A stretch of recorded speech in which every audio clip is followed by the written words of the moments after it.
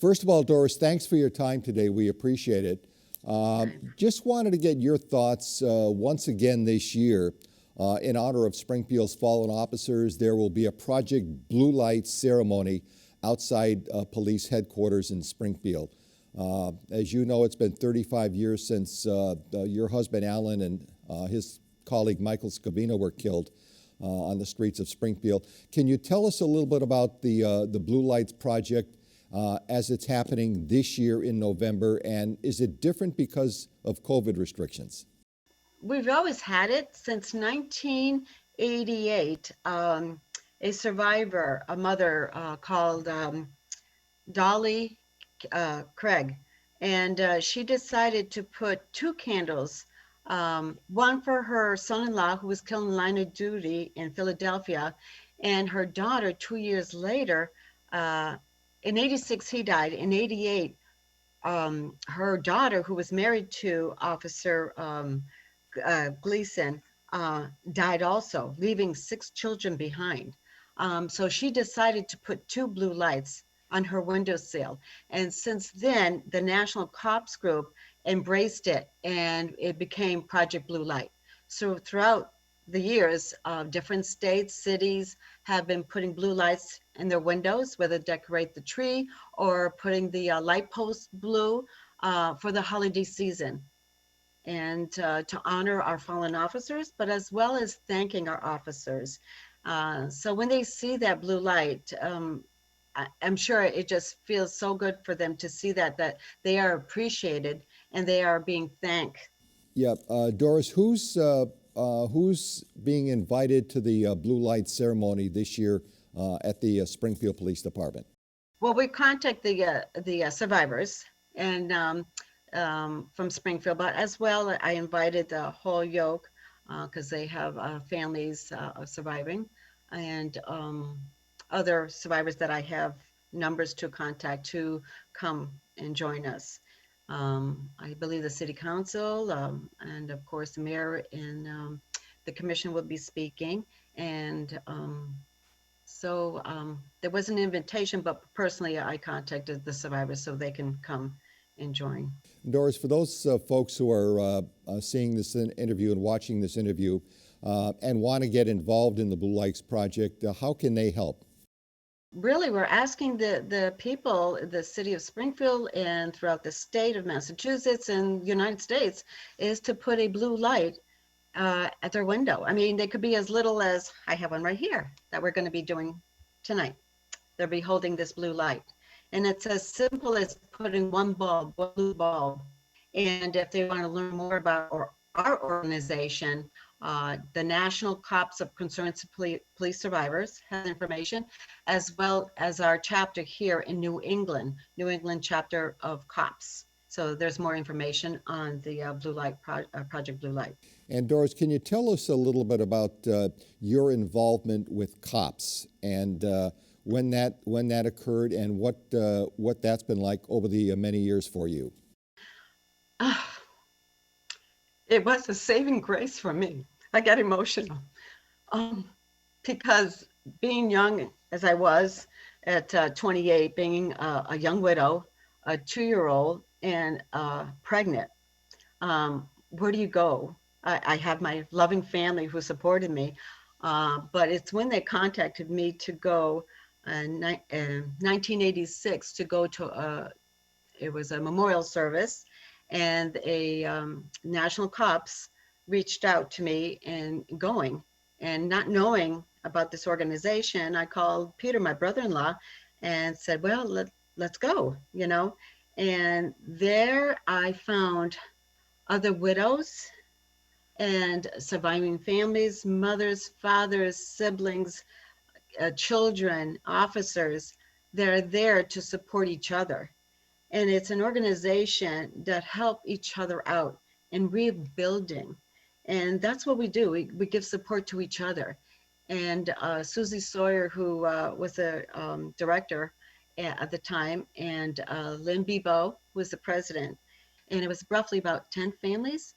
And they came together and talking with one another. And Lynn Bebo said, this is what we need. We need a place where we can go and speak and not be afraid to talk and to just share each other's feelings and how we can get through this. And that's what happened. And so in 1984 is when the National Cops Concerns of Police Survivors started. And since then on, it grew. Unfortunately, there is death every year in the United States, and it just grew and grew and grew. But the support that we have for the surviving families and for their officers as well. And also we do so much more in training the department in a line of duty death um, came from survivors, the do's and the don'ts. And um, there's so many things that they offer, the parent support group, and throughout the year they, except for this year with the COVID, they couldn't do it. But every year they will have a get together, whether it be June, July, with just the parents. And then they have one with just the surviving widowers. Then they have a camp for all the children. Then they have another camp for adult children. And so here in Massachusetts started one. We became chapter in 1994, I believe. And that's when I really came involved in other widows. And our chapter is very unique because we have 5 states included in our chapter. That's why we were called Massachusetts Cops. But then we took on other states. So now we're called New England Chapter of Cops. We have Rhode Island, Connecticut, New Hampshire, Maine, and Vermont. It's a great organization, and it helps the surviving families to continue on and to help rebuild their lives. They will never forget their loved ones, but we can certainly try to rebuild and help one another. Doris, you've been very involved and very active in this organization, and certainly one of the spokespeople for the organization here in Massachusetts and New England, for that matter. You talked about your own personal tragedy. I think you said you were 28 when Alain was shot and killed 35 years ago. You had a 2-year-old. You were pregnant, expecting another child. How were you able to, or where did you find the strength to pick up the pieces and move on? Some would withdraw, some may not want to get involved, but you took the opposite course of getting involved and becoming very active in this organization. Where did you find that inner strength to move forward in this way? Well, first of all, God. I mean, he's right there with me. And I really, that's a tough question. But again, I had faith in God that would help me get through it. He surrounded me with people, loving people, and people who I've never met before came into my life and ended up being great friends and best friends with them. And it was a learning tool for me. I wasn't very, I was very reserved, quiet. I didn't ask for a lot of help. But until I went to the National Cops Group, that's when it really, they embraced me, and I felt that I had to give back and, show that, yes, we can go on and we can live life again in love. And there's so many things that was taught to me that I felt that I had to pay forth and help others and learn, to teach others too. When I go to the academy, to this day, I still go to the academy and speaking about cops, and also their personal diary that the survivors have got involved in doing. If something happens to them, they're told or they're asked if they can fill this out before going onto the street, before they graduate.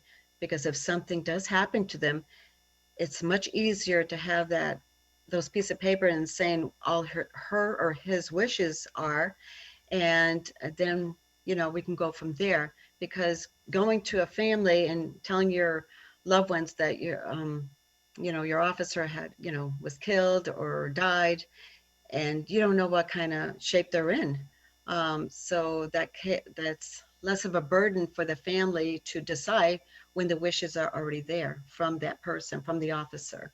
So we do a lot of training.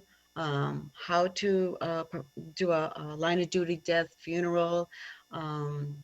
We give each other support. Is there any message you'd like to give to the community as we conclude today in terms of remembering our police officers as we do year in and year out?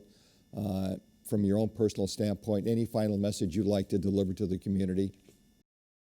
I just would like to see that we come together, we reunite, and we find peace in our hearts, and that we respect one another. And we teach our children, our grandchildren to do the same, because we are responsible for the next generation.